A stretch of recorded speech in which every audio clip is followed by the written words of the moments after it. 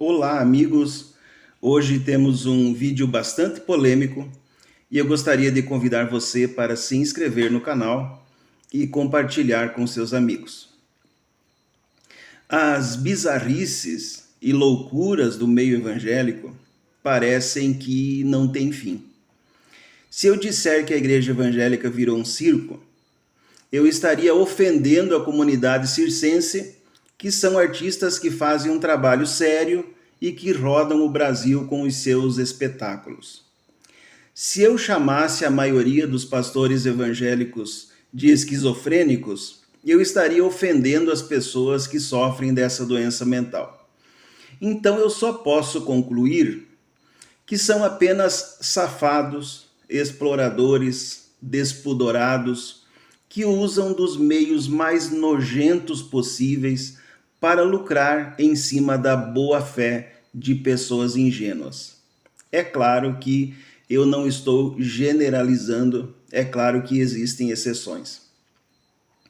Mas o que me chama a atenção são notícias como essas. Líderes de grandes igrejas denunciados por acobertar denúncias de abusos sexuais. Esta outra igreja, muito conhecida pelo seu ministério musical, que também foi denunciada por encobrir abusos sexuais. Outra igreja, muito conhecida por seus costumes rígidos, também está envolvida em briga dos herdeiros da igreja, já que ela tem um dono que não é Jesus, e também por escândalos sexuais. Pastor que na pandemia vendia feijões mágicos. E não, meus amigos, eu não estou falando da história do João e do pé de feijão. Era um feijão especial. Custava entre 500 e R$ 1.000 e que curava o coronavírus. Talvez você me diga, mas essas igrejas talvez não estejam encobrindo, né? Talvez essas coisas estavam acontecendo escondidas, né? Ou seja, estavam fora dos olhares da liderança. Então, o que você acha desse pastor que cura as irmãs com um beijo na boca na frente de toda a congregação? O que você faria se você estivesse num culto onde o pastor manda as irmãs se organizarem em fila para receber um beijo milagroso? E esse outro pastor que enche a boca de água e depois cospe tudo dentro da boca do outro irmão na frente de toda a congregação? Eu, sinceramente, não consigo entender como os evangélicos conseguem ser tão hipócritas. Eu não sei dizer se é uma espécie de lavagem cerebral coletiva, onde as pessoas não conseguem mais enxergar o mínimo do ridículo, ou se perderam o mínimo do que se poderia chamar de parâmetro de saúde mental e espiritual, se tornaram brainless, né? Ficaram sem cérebro.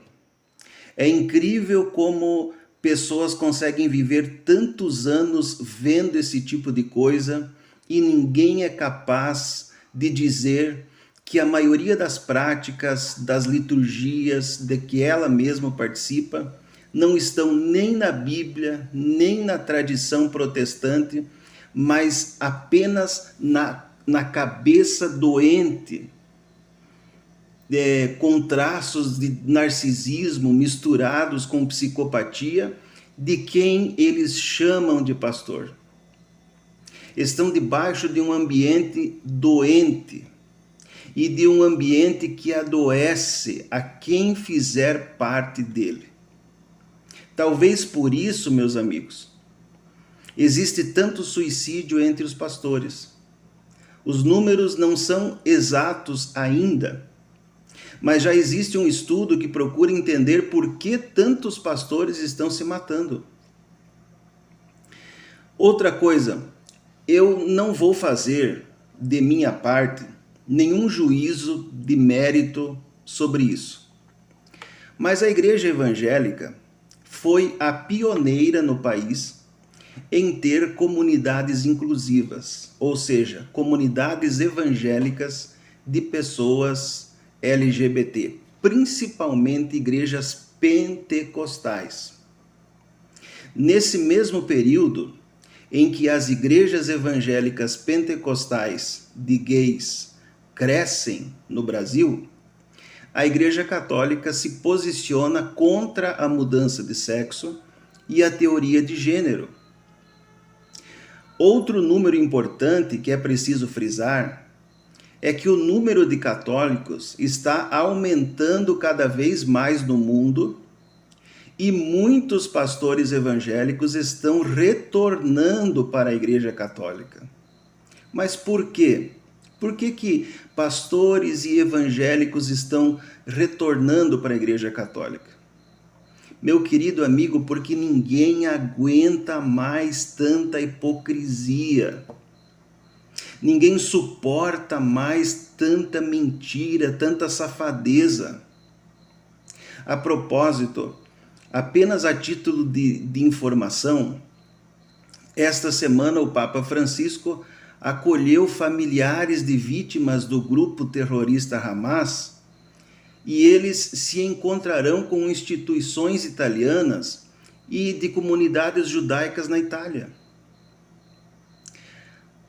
Ainda, a falta de formação bíblica mínima dos pastores evangélicos é gritante. De fato, eles são muito bons, é no grito mesmo.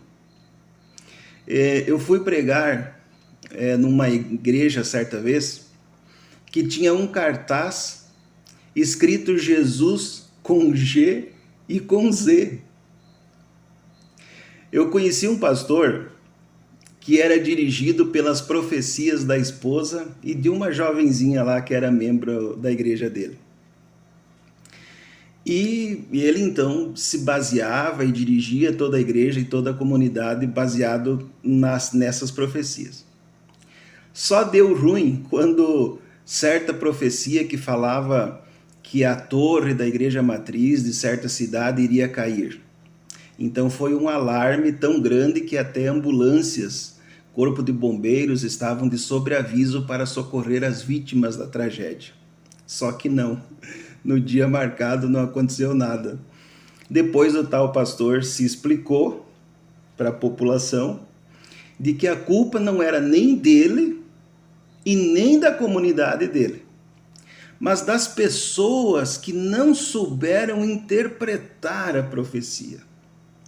Ou seja, se a minha profecia não se cumprir, a culpa é sua, viu? Não, é apenas mais uma pegadinha evangélica.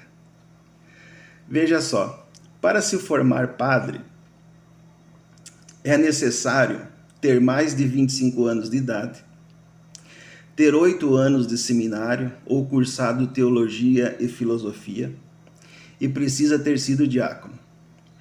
Entre as etapas estão a propedêutica, dos estudos filosóficos, também chamada de discipulado, dos estudos teológicos e a etapa pastoral, também chamada de síntese vocacional. E para se formar um pastor, o que é preciso? Eu já falei sobre isso em vídeos anteriores.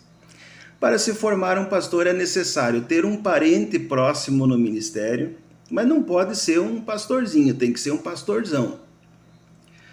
Ou tem que adular algum pastorzão, do tipo dar presentes caros, dinheiro, puxar saco, mesmo que ele esteja errado. Saber de algum podre do pastorzão e ficar ali chantageando. Ou então abrir a sua própria igreja na garagem da sua casa e se autoproclamar, se auto-intitular pastor, ou o título que você quiser, pastor, bispo, apóstolo, patriarca, pai apóstolo, vice-deus, é só o que está faltando. E eu digo isso nesse tom, mas eu digo com tristeza no meu coração, porque eu tive a infelicidade de presenciar tudo isso que eu estou dizendo por mais de 20 anos. E sinceramente, meus amigos, eu não sei onde tudo isso vai dar. Que Deus tenha misericórdia de todos nós. Que nunca, na nossa jornada espiritual, a gente perca o foco, a essência que é Jesus Cristo. Que a palavra de Deus seja a nossa bússola.